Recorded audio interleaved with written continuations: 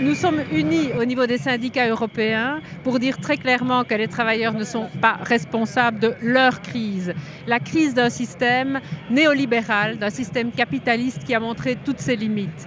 Nous voulons que l'on soutienne les salaires, on veut qu'on soutienne l'emploi. On veut en tout cas que le travailleur reprenne toute sa place au niveau de l'Europe, parce que c'est trop souvent l'économique, trop souvent le monde de la finance qui a le dessus au niveau européen. Or, la fiscalité, elle est décidée au niveau des États. Elle devrait l'être au niveau européen. S'il y a bien un sujet qui est important pour le monde du travail en termes de redistribution des richesses, c'est la fiscalité, et ça, c'est une de nos revendications. Nous avons beaucoup d'attentes par rapport aux partis de gauche, et nous espérons qu'ils seront enfin à la hauteur. Waarom moeten we dat altijd eerst de familie Lippens? Waarom kan het niet zijn?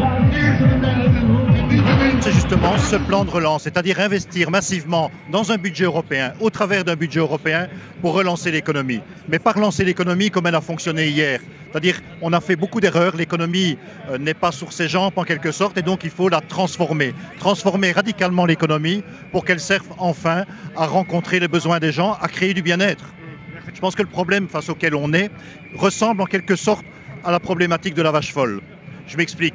La vache folle, c'était quoi? C'était des produits toxiques qui ont été distribués au travers de l'ensemble des produits alimentaires. Et à cause de ça, des gens sont tombés malades. Eh bien, les produits financiers, c'est la même chose. Aujourd'hui, ces produits toxiques ont été diffusés dans l'ensemble du système financier.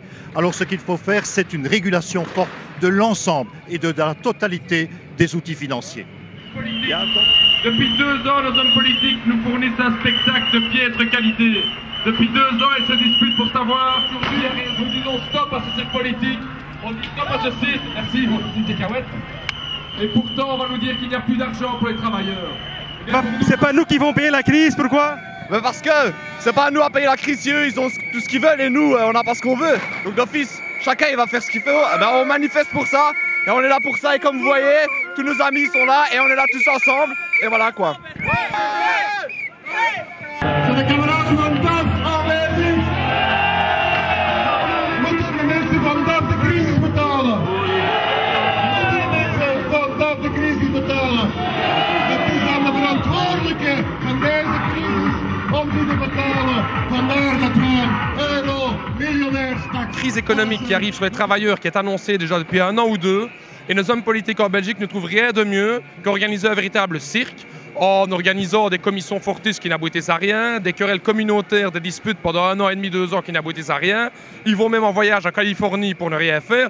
Donc pour nous, c'est vraiment un cirque et on a voulu donner un signal important avec le PTB aujourd'hui. Ben non, votre crise, on ne la payera pas et votre crise, elle est à cause de ce cirque politique et nous, on dit stop à ce cirque politique. Tout le monde n'est pas en crise.